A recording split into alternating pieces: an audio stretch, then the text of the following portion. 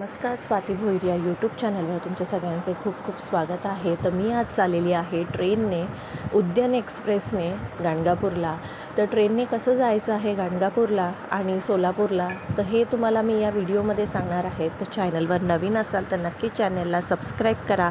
त्याचबरोबर आहे एक छोटीशी बेल आयकॉन, ती हिट करा. त्यामुळे मी जे नवीन नवीन व्हिडिओ अपलोड करते त्याचे नोटिफिकेशन तुम्हाला सर्वात आधी येईल आणि तुम्ही माझे चॅनलचे व्हिडिओ सर्वात आधी पाहू शकता. मी गेले होते उद्यान एक्सप्रेसने CSTवरून गाणगापूरला.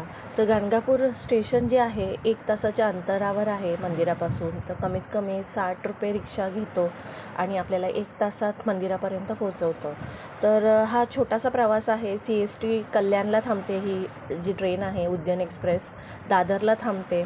त्यानंतर ती कर्जतला, लोणावळा, पुणे हे जे स्टॉप आहेत, मेन स्टेशन आहेत, ते घेत ती पुढे जाते. आणि उद्यान एक्सप्रेस जी आहे ती CSTवरून डायरेक्टली तुम्हाला सकाळी 8ची मिळेल आणि संध्याकाळी 5 वाजता तुम्हाला गाणगापूर रोड या स्टेशनला पोचवते.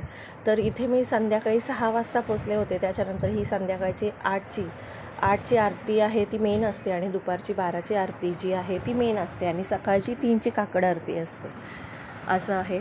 तर गाणगापूरची जी आरती आहे आणि संगमस्थानावर जे आंघोळ आहे ती मेन आहे आणि त्यानंतर तुम्ही अभिषेक करता तर अजून उत्तमच आहे. तर नक्कीच विजिट करा.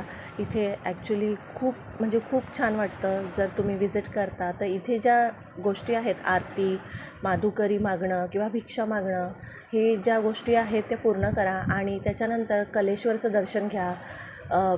जे संगमस्थान आहे आणि आपलं मंदिर आहे आणि कलेश्वर, हे 3 ठिकाणाचं दर्शन घेतल्यानंतरच दर्शन जे आहे गाणगापूरचं ते पूर्ण होतं. त्यानंतर इथे भस्माचा डोंगर आहे, तिथून तुम्ही भस्म आणू शकता.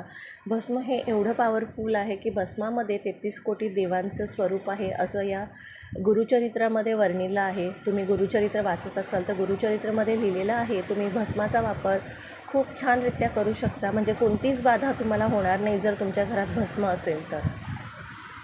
हा होता एक छोटासा व्हिडिओ. हा व्हिडिओ तुम्हाला कसा वाटला नक्की मला कमेंट करून सांगा. चॅनलवर नवीन असाल तर चॅनलला सबस्क्राईब जरूर करा. भेटूया अशाच एका नवीन व्हिडिओमध्ये. तोपर्यंत सर्वांना बाय.